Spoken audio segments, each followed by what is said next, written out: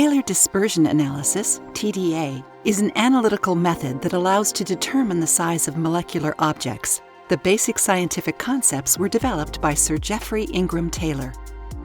This method allows determining the dimensions of small molecules, proteins, and nanoparticles on a size range comprised between 0.2 and 300 nanometers. Recent experimental setup for Taylor dispersion analysis use capillaries of small internal diameter of about 50 microns and a typical total length between 30 centimeters and 1 meter. The samples to be analyzed are introduced in solution in the inlet side of the capillary. The quantity of solutes that are injected in the capillary is very small, in the order of a few nanoliters. For that reason, TDA is a method of choice for the analysis of biological samples, for which only a minute amount of sample is available.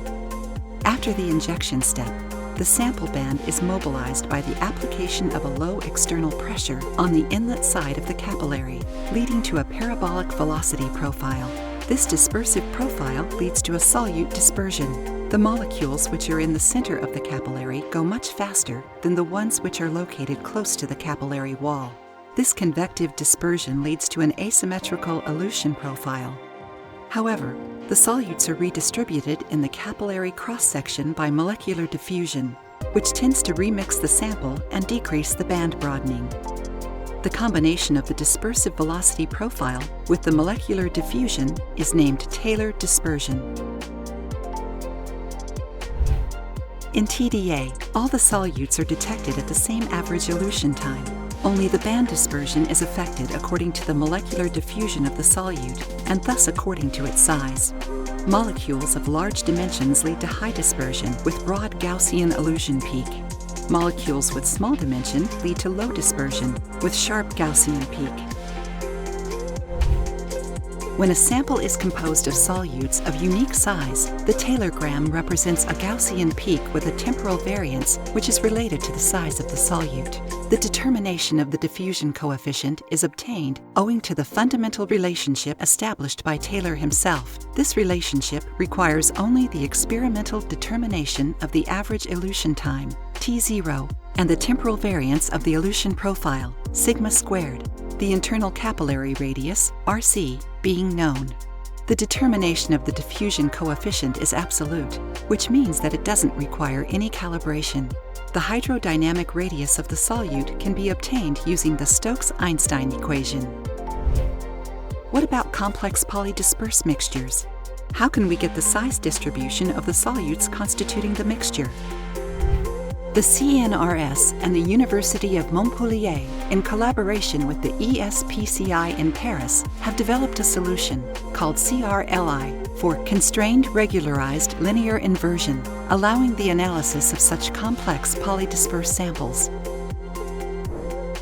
Indeed, for complex Taylorgrams, we can find numerous different size distributions leading to good fitting of the experimental data.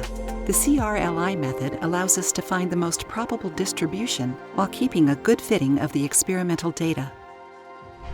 Among the advantages of TDA, we can cite the absence of filtration of the sample, the robustness of the analysis regarding the presence of dusts, the absence of calibration for the size determination, the injection of very small quantity of analyte, few nanoliters, a large range of size comprised between 0.2 and 300 nanometers, a rapid analysis, and the absence of bias in the determination of the size, notably toward the largest species in the mixtures as observed in dynamic light scattering, DLS.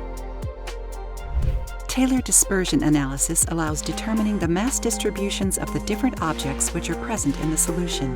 The mass distribution weights the objects proportionally to their mass proportion in the mixture. This distribution is different from the number distribution, which could be obtained, for instance, by method based on microscopy.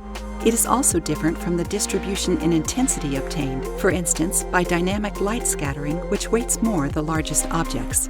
The differences between these distributions are exemplified here in the case of a simple mixture composed of 5 small, 5 medium, and 1 large particle.